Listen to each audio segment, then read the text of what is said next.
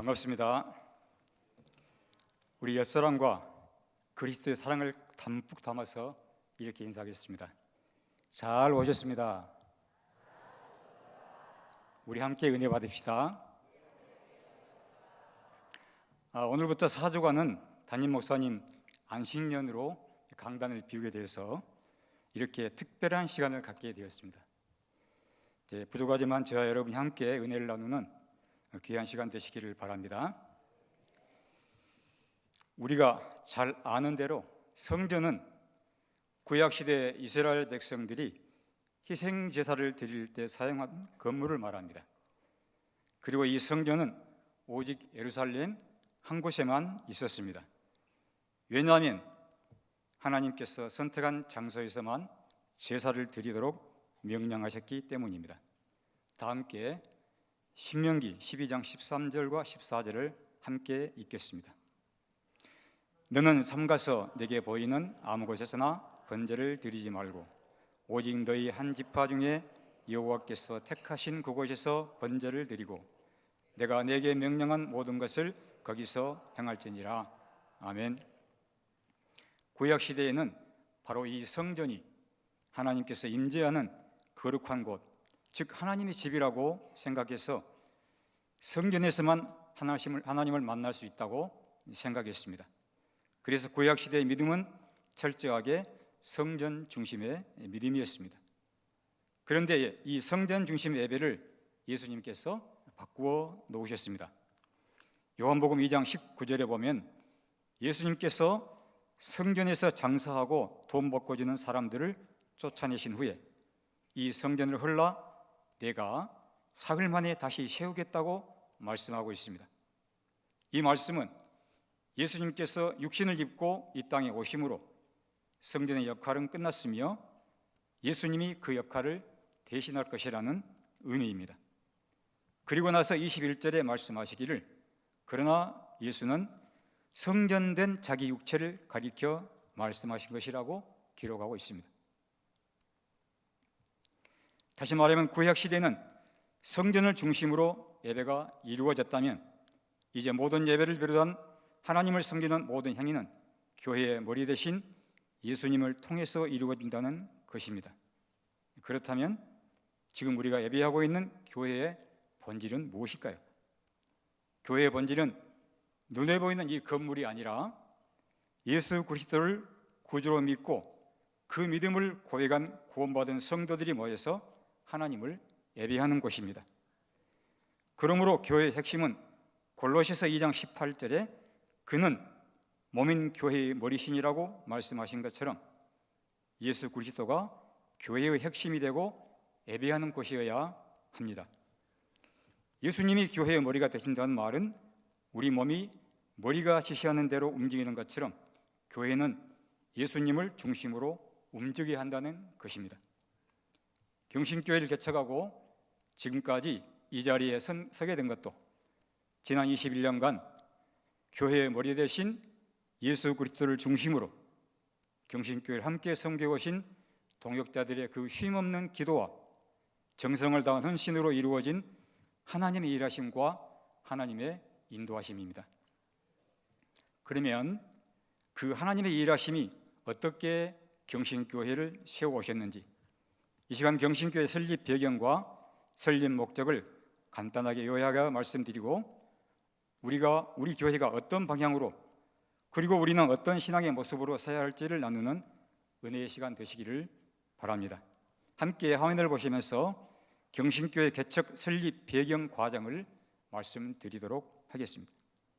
먼저 개척교회 설립 추진 배경은 학교법인 충광학원 설립자이신 충광 이재국 장로님의 평생 소망이셨던 학원 내 교회를 세워 복음 선교를 실현하시려는 비전을 품고 기도하는 중에 현재 충광학원 이사장이신 이영령 원로장로님과 가족들이 하나님의 응답하심을 받고 21세기 영향력 있는 그리스도인을 양성하는 교회, 특별히 교동성 없는 교회로 청소년 사역과 선교에 줄여가는 새로운 교회의 모델을 만들어가는 꿈을 가지고 경신여자 고등학교에 준비된 4층 예배실을 활용하여 개척 교회를 시작하기로 하였습니다. 다음으로 개척교회 설립 목적은 고신교단 교회 개념을 기본으로 청소년 사역을 중심한 복음 전파와 열린 예배를 통한 청소년 문화를 교회 문화 속에 건전하게 정착하고 그리스도인의 관계가 회복되어지는 건강하고 행복한 교회 문화 정립의 설립 목적을 두었습니다. 개척교회 설립 위치는 부동산 없는 교회로 시작한다는 설립 배경의 취지에 따라 광주광역시 북구 용봉동 718-1번지 광주 경신중 여자고등학교 신관 4층 예배실에 두기로 하였습니다. 다음으로 경신교회 설립 추진 과정을 말씀드리겠습니다. 2004년 11월 당시 조재태 목사님께서 심호하셨던 광주 은광교회 2004년 정책당회에서 이영영 장로님께서 광주 경신중 여자고등학교 예배실에 개척교회 설립 제안을 하셨습니다. 2005년 1월 광주 은광교회 공동의회에서 개척교회 설립 따른 지원금과 1년간 파견 목사 사례비를 지원하기로 하였습니다. 2005년 2월 당시 미국에 유학하여 올림피아 은광교회를 개척하여 사역 중인 김판석 목사로부터 청빙 허락을 받아 2005년 3월 3일 김판석 목사와 협의하여 2005년 5월 1일 주일에 개척 설립 예배하기로 하였습니다. 2005년 3월 10일 광주광역시 북구 오남동 140-80번지 한국아파트 104동 1804호에 목사님 사택을 매입하였고 2005년 3월 11일 다음과 같이 장로 7명과 집사 5명 모두 12명으로 개척교회 설립 준비위원회를 구성하여 2005년 4월 7일 개척교회 준비위원회에서 교회 명칭을 대한예수교 장로의 경신교회로 확정하였습니다. 2005년 5월 1일 광주은광교회에서 경신교회로 파송된 교인들은 10가정 31명이 파송되어 같은 날 11시 광주은광교회에서 파송 예배를 드리고 2005년 5월 1일 오후 2시 광주 경신여자고등학교 4층 예배실에서 개척 설립 예배를 드리게 됩니다. 이제 영상을 보시면서 2005년 5월 1일 이후 경신교회의 예배실 이동 상황을 보도록 하겠습니다. 설립 예배를 드렸던 경신여고 예배실에서 예배는 설립 예배를 마지막으로 하고 2005년 5월 2일부터 2005년 6월 18일까지 경신중학교 음악실에서 새벽기도와 함께 예배를 시작하므로 새로운 하나님의 인도하심을 경험하게 됩니다. 성도들의 수가 늘어나고 학교 사정에 따라 예배 장소를 2005년 6월 19일부터 2005년 10월 31일까지 경신여고 강당으로 옮겨 예배를 섬기게 되고 새벽기도는 계속해서 경신중 음악실을 사용하게 됐습니다. 그러나 교회를 세워가신 하나님께서는 여기에 멈추지 않게 하시고 2005년 11월 1일부터 2007년 11월 23일까지 임시처소에서 예배하게 됩니다. 비록 임시처소이지만 우리에게 교회 건물을 갖게 하심으로 예배에 더 집중하고 전도에 거리낌이 없이 복음을 전할 수 있었으며 바른 교육과 구제와 또 선교를 향한 교회의 새로운 시작을 열게 하셨고 교회 건축을 위한 큰 비전을 품고 기도하게 하셨습니다. 그리하여 우리 기도에 응답하신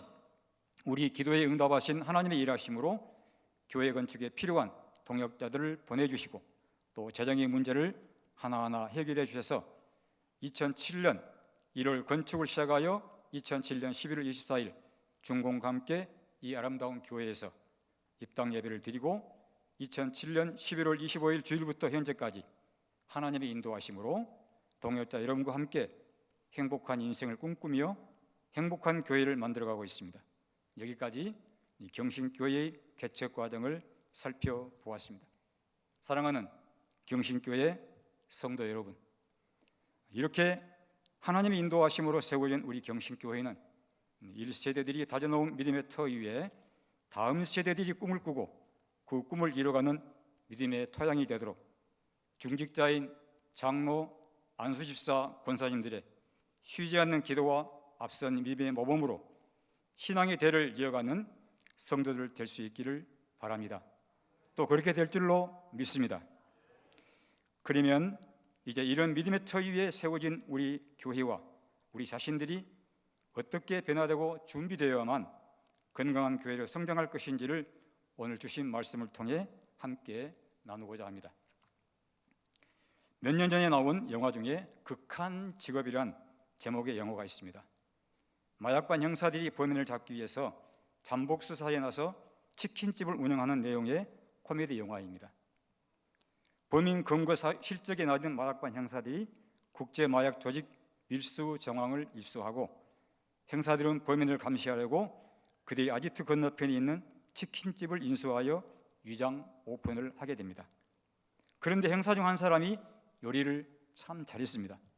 그 사람의 본가가 30년간 갈비집을 운영하고 있었는데 그는 집에서 배운 갈비 양념을 치킨에 입혀서 수원 왕갈비 통닭이라는 메뉴를 선보이게 되는데 그것이 그만 대박이 났습니다. 잠복 수사를 하기 위해 위장으로 창업을 했는데 손님들이 몰려오자 처음에는 당황하고 난감해하다가 나중에 치킨 장사에 푹 빠지게 됩니다. 이들은 돈 버는 재미에 빠져 본업인 마약 수사는 뒷전이 되어버렸습니다. 그래서 이 영화가 만든 유행어가 있다고 합니다. 닭을 잡을 것인가? 범인을 잡을 것인가? 형사가 범인 잡는 그 본질을 잃어버리고 닭 잡아서 파는데 정신이 팔려있는 상황인데 이것이 말이 됩니까? 하지만 이런 일은 누구에게나 있을 수 있는 변질입니다. 최근 한국 교회에 경고로 주는 메시지가 있습니다. 미국의 대표적인 미래교회 학자인 레너드 스위트 박사는 교회를 4단계로 분류하고 있습니다. 첫 번째 단계 사명 중심 교회, 두 번째 단계 목회적 교회, 세 번째 단계 현상 유지적 교회, 네 번째 단계 박물관 교회로 변해간다는 것입니다. 그 첫 번째 단계인 사명 중심 교회는 교회가 처음 설립될 때는 모두 이 꿈을 향해 달려가게 됩니다. 모두와 함께 건강한 교회, 사명 중심의 교회를 세우기 위해 몸부림을 칩니다. 비본질적인 것은 돌아보지도 않고 오직 예배와 선교와 이웃 사랑을 실천하기 위해 어려운 이웃을 돌아보고 섬기려고 했습니다. 이처럼 교회 설립 초기에는 하나님께서 우리에게 맡겨주신 건강한 교회, 그리고 교회의 본질적인 사명인 교육과 선교와 구제를 위해 힘차게 달려갑니다. 이런 것이 첫 번째 단계인 사명 중심 교회의 모습입니다. 사실 이러한 정신 없이 어떻게 교회를 세워갈 수 있겠습니까? 그런데 불행한 것은 죄성을 가진 우리 인간들은 그 처음 정신을 유지할 능력이 없다는 것입니다. 그래서 비극이 발생하게 됩니다. 이 사명 중심 교회가 세월이 흐르면서 두 번째 단계로 변질되기 쉬운데 그 두 번째 단계는 목회적 교회입니다. 사명 중심 교회가 굉장히 역동적이고 유기적이며 형식보다는 본질을 중요하게 여기는 모습이라면 두 번째 단계인 목회적 교회는 유기적인 모습은 사라지고 일 중심, 사역 중심이 되어서 점차 행정 조직이 중요하게 됩니다. 돌아보면 우리 경신교회도 이 단계를 피할 수 없었던 것 같습니다. 모든 교회의 시작이 그렇듯 우리 경신교회도 처음에는 분명히 사명 중심 교회로 출발했는데 점점 수가 늘어나기 시작하면서 조직을 만들고 정비해가는 일들이 피할 수 없게 되었습니다. 또 목회적 교회에서 시간이 더 흐르게 되면 세 번째 단계인 현상 유지적 교회가 됩니다. 세 번째 단계에 이르게 되면 과거의 이야기가 많아지게 됩니다. 예전에는 우리가 그랬지, 그때 우리가 이런 식으로 사역을 했어 하면서 지난 사역을 이야기하고 나누게 됩니다. 그리고 이 단계가 되면 모험을 감수하며 달려가 나간 모습이 점점 사라져가고 현상을 유지하게 급급한 교회가 되고 맙니다.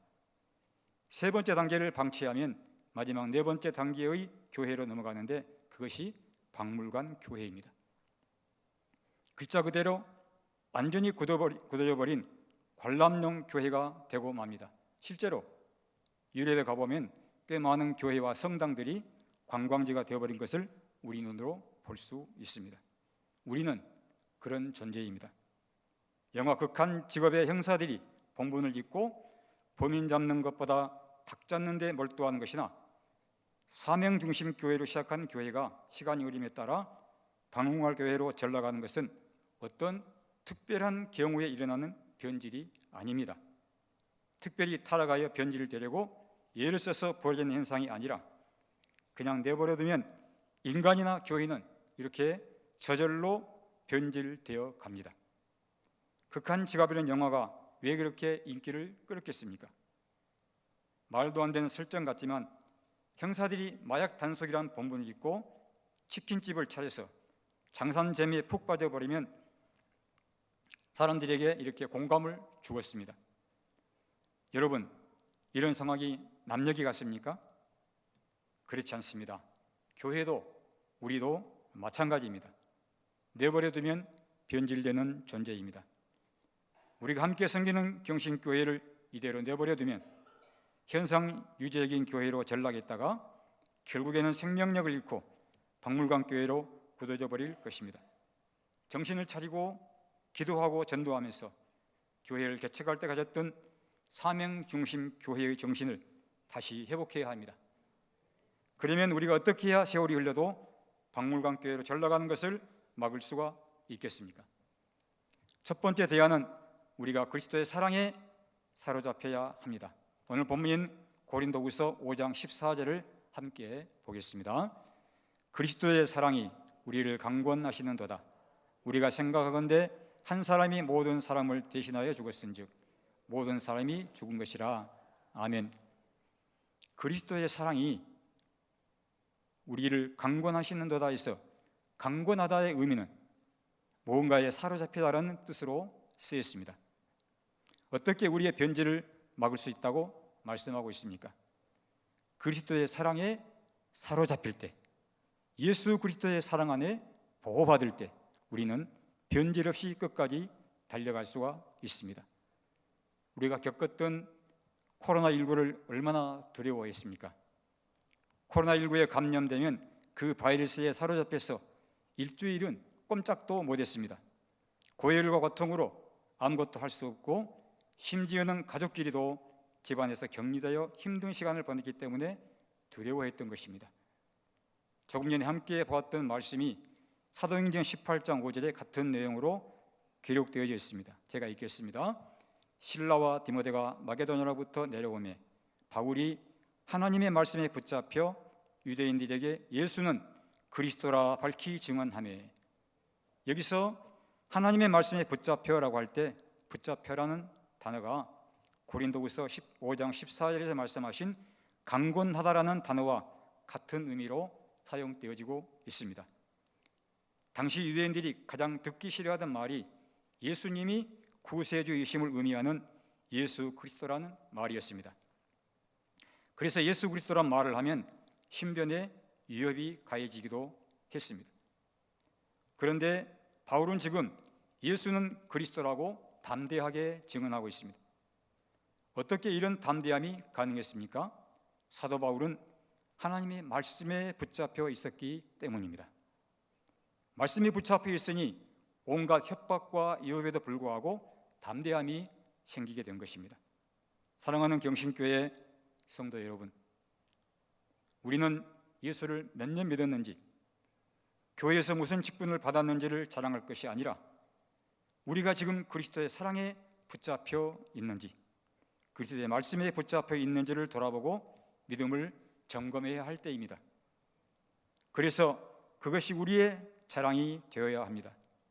또한 사도 바울이 우리가 붙잡혀야 할 그리스도의 사랑을 말하면서 특히 어떤 점을 강조하고 있습니까? 본문 14절을 다시 한번 보겠습니다. 그리스도의 사랑이 우리를 강권하시는도다. 우리가 생각하건대 한 사람이 모든 사람을 대신하여 죽었은즉. 사도 바울이 강조하는 것은 그리스도의 십자가 사랑입니다. 십자가 사랑, 이것이 중요합니다. 우리가 붙잡혀야 하고 보호받아야 할 그리스도의 사랑은 십자가 사랑입니다. 박물관 교회로 전락하는 것을 막을 수 있는 두 번째 대안은 본질에 집중하는 것입니다. 세월이 지나도 변하지 않을 수 있는 것은 본질에 집중하는 것입니다. 사도 바울은 고린도후서 5장 13절에서 이렇게 기록하고 있습니다. 다 함께 읽겠습니다. 만일 우리가 미쳤어도 하나님을 위한 것이요 정신이 온전하여도 너희를 위한 것이니. 무슨 말씀입니까? 미치지 않으면 목적에 이를 수 없다는 말입니다. 다시 말하면 이 말씀은 집중력을 가지라는 것이며 본질에 집중하라는 것입니다. 치킨을 팔아야 할 것인가, 마약 단속 수사를 해야 할 것인가를 고민하면서 어정쩡한 세월을 보내다가는 아무것도 할 수 없습니다. 직장 생활을 하는 사람은 직장 생활에 집중해야 합니다. 사업을 하는 사람 또한 자기 사업에 집중해야 합니다. 교회를 섬기는 일도 마찬가지입니다. 예배에 집중하고 각자에게 주어진 직분과 사명에 집중하면 주님 주시는 기쁨이 있고 행복감을 가져오게 될 것입니다. 교회의 회복은 강권적으로 역사하시는 그리스도의 사랑에 사로잡히는 것, 그리고 그 사랑에 사로잡혀 서로를 섬기고 사랑함으로 본질을 회복하고 변화하기 시작할 때 위기에 처한 교회가 새로워지고 다시 한번 사명감으로 역동하는 교회가 될 것입니다. 우리 경신교회가 그런 교회가 되기를 소망합니다. 박물관 교회로 전락하는 것을 막을 수 있는 세 번째 대안은 모이기를 힘쓰는 것입니다. 모이라. 이것은 교회를 향한 하나님의 명령입니다. 하나님의 명령은 단순합니다. 주님께서 모이기를 힘쓰라고 명령하셨기 때문에 우리는 그 명령에 순종해야 합니다.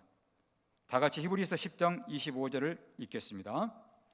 모이기를 피하는 어떤 사람들의 습관과 같이 하지 말고 오직 권하여 그날이 가까움을 볼수록 더욱 그리하자. 아멘.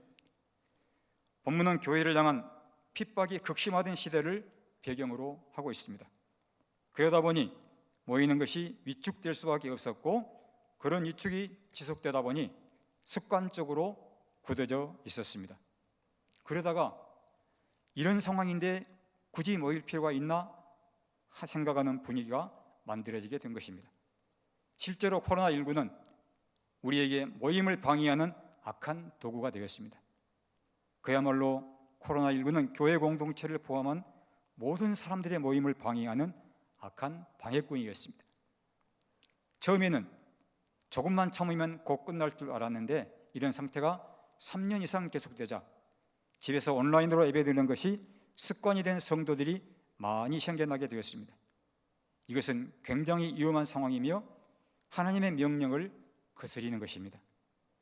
하나님 우리에게 모이라고 명령하셨습니다. 그 명령에 순종하여 함께 모일 때 하나님의 역사가 나타나고 복음의 능력이 나타나며 하나님의 일하심을 경험하게 되는데, 코로나19는 이를 위축되게 만들고 성도들이 가정에서 유튜브를 통해 드리는 비대면 예배에 익숙하게 만들어 버렸습니다. 극심한 위기의 때에는 이렇게라도 예배를 드릴 수 있어 감사했지만 이런 비대면 예배가 습관화되는 것은 옳지 않습니다. 그러나 하나님은 여전히 우리가 함께 모여 예배드리고 함께 모여 교제 나누기를 원하십니다. 또한 모일 때 하나님의 능력이 나타나기 때문입니다. 마태복음 18장 19절부터 20절은 예수님이 친히 하신 말씀입니다. 다 함께 보겠습니다. 진실로 다시 너희에게 이르노니 너희 중에 두 사람이 땅에 삽심하여 무엇이든지 구하면 하늘에 계신 내 아버지께서 그들을 위하여 이루게 하시리라. 두세 사람이 내 이름으로 모인 것에는 나도 그들 중에 있느니라. 아멘. 예수님께서 뭐라고 말씀하셨습니까? 두 사람이 합심하여 구하면 하나님께서 이루어 주실 것이며 두세 사람이 예수님의 이름으로 모인 곳에 주님이 함께 하실 것이라고 말씀하셨습니다. 혼자 묵상하고 기도하는 것도 하지 않는 것보다 참 좋은 일입니다. 그러나 공동체로 함께 모여야 할 때가 있습니다. 답답한 문제를 가지고 홀로 하나님 앞에서 기도하는 것도 좋은 일이지만 두세 사람이 주님의 이름으로 함께 모여 기도할 때 주님께서 약속하신 능력이 나타나게 됩니다. 또 모일 때 성령 충만이 시작되기 때문입니다. 초대교회가 태동하는 과정에서도 모이기를 힘쓸 때 성령의 역사가 일어났습니다. 다 함께 사도행전 2장 1절과 2절을 읽겠습니다. 오순절 날이 이름에 그들이 다 같이 한 곳에 모였더니 호련히 하늘로부터 급하고 강한 바람 같은 소리가 있어 그들이 앉은 온 집에 가득하며. 아멘. 성령 충만은 이렇게 갈망하는 사람들이 모인 그 자리에서 시작이 되었습니다. 우리 경신교회가 초대교회처럼 늘 이렇게 모이기를 힘쓰는 성도들로 차고 넘치게 하여서 성령 충만한 역사가 있고 성령으로 뜨거운 교회가 되기를 소망하는 저와 여러분 되시기를 바랍니다. 보통 교회 성장학을 연구하는 신학자들은 교회가 사명 중심 교회로 시작하여 박물관 교회로 전락하기까지 대략 30주기가 걸린다고 분석하고 있지만, 이런 학자들의 분석이 틀릴 수 있음을 증명하는 우리 경신교회와 또 이 땅의 모든 교회가 될 수 있으려면 어떻게 해야 되겠습니까? 모여야 합니다. 여러분, 모여야 합니다. 모든 공적 예배를 사모하며 함께 모이기를 힘쓸 때 교회의 변질을 막는 하나님의 능력이 나타나게 됩니다. 모이기를 힘쓰는 공동체가 되기 위해서는 첫째로 모이는 일에 정성을 다해야 합니다. 예배는 습관적인 행위가 아닌 시간을 떼서 하나님께 드리는 행위입니다. 또한 예배는 목사님이 설교를 얼마나 잘하나, 오늘은 설교를 준비 잘했나 하며 점수를 매기는 심사위원으로 참석하는 것이 아닙니다. 그 시간에 은혜가 되느냐 안 되느냐에 관심이 집중되는 것이 아니라 시간을 떼서 하나님께 드리는 행위로서의 예배가 중요합니다. 하나님께 드렸으면 은혜가 되고 안 되고는 하나님의 소관입니다. 다만 우리는 모여서 예배하는 일에 집중하고 정성을 다해야 합니다. 두 번째로 모일 때마다 서로 격려하라는 것입니다. 히브리서 10장 24절에서는 서로 돌아보아 사랑과 선행을 격려하며 라고 말씀하고 있습니다. 여기에 나오는 서로 돌아보아는 깊이 생각하라는 의미입니다. 다시 말하면 우리가 함께 모여 서로 격려할 때 인사치레로 하는 형식적인 격려가 아닌 우리가 예수님을 깊이 생각하듯 진심에서 우러나오는 격려를 하라는 것입니다.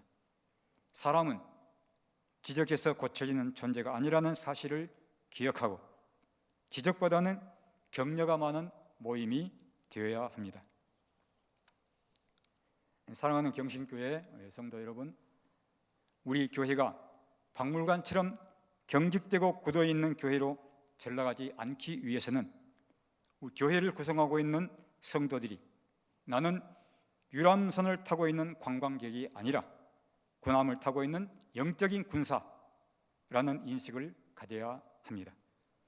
관광객들이 모여있는 교회는 많은 수가 모여 있어도 빈약한 교회가 될 수밖에 없지만, 비록 적은 수가 모여있는 교회라 할지라도 잘 훈련되고 말씀과 기도로 무장된 군사 같은 성도들이 모인 교회는 하나님이 기뻐하시는 건강한 교회로 성장할 수가 있습니다.